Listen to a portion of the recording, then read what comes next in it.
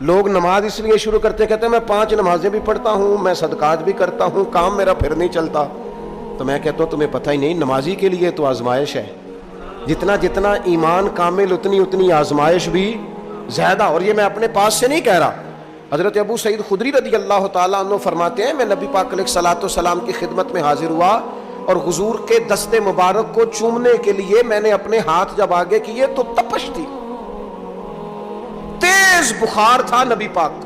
تو حضرت ابو سعید خدری رضی اللہ تعالیٰ عنہ ارشاد فرماتے ہیں کہ میں نے، یہ سنن ابن ماجہ میں موجود ہے، فرماتے میں نے عرض کیا یا رسول اللہ صلی اللہ علیہ وسلم اتنا تیز بخار؟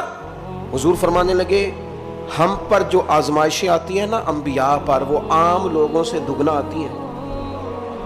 یہ تو لاڈلے ہیں، یہ تو محبوب ہیں اللہ کے.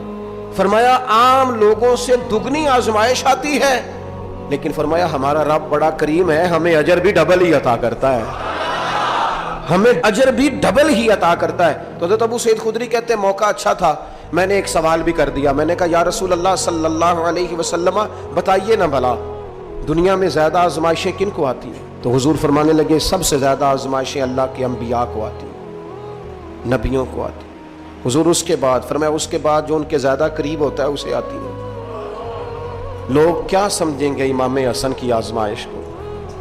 لوگ کیسے سمجھیں گے سیدنا امام حسین کی آزمائش کو؟ فرمایا جو ان کے زیادہ قریب ہوتا ہے اسے زیادہ آزمائش آتی ہے. تو حضور کے سب سے قریب تو امام حسن ہے نا، امام حسین ہے نا.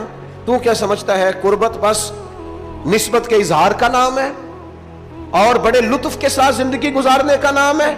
تو نبی پاک علیہ الصلوۃ والسلام نے فرمایا بات بڑی مزے کی ہے. فرمایا پھر اللہ کے بعض بندے تو ایسے ہوتے ہیں جنہیں اللہ فقر میں مبتلا کر دیتا ہے. فرمایا ان کے پاس صرف ایک چادر رہ جاتی ہے، اتنا فقر ان کے پاس آتا ہے. لیکن جو حدیث کے آخری لفظ ہے نا وہ وجد والے ہیں، وہ وجد والے ہیں، وہ سرور والے ہیں. ہمارا یہ مزاج ہوتا ہے کہ میٹھا میٹھا کھا جاؤ اور ذرا کڑوا آ جائے تو سویرے بھی رو شام بھی رو، حال ہی کوئی نہیں، غریبی بڑی، پریشانی بڑی، حضرت صاحب گھر سے بیماری جاتی نہیں. اور جناب کیا بتائیں، بعض لوگ تو ایسے ہیں جن کی بات سن کے لگتا ہے زندگی میں کبھی سوئے ہی نہیں، اتنے بڑے بڑے دکھ سناتے ہیں.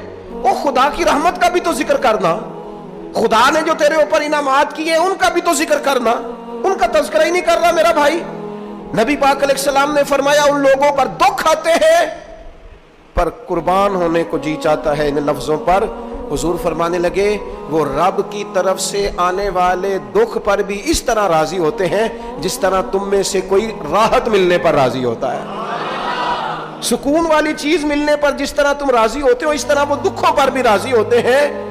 دکھ قبول محمد بخشا، دکھ قبول محمد بخشا. پر ایک شرط لگائی چھوٹی سی میاں صاحب نے، انہوں نے کہا 100 دفعہ قبول ہے، دکھ 100 دفعہ قبول. دکھ قبول محمد بخشا پر راضی رہن پیارے. یہ شرط یہ ہے کہ تو راضی رہ، تو راضی رہ. دکھ قبول محمد بخشا، راضی رہن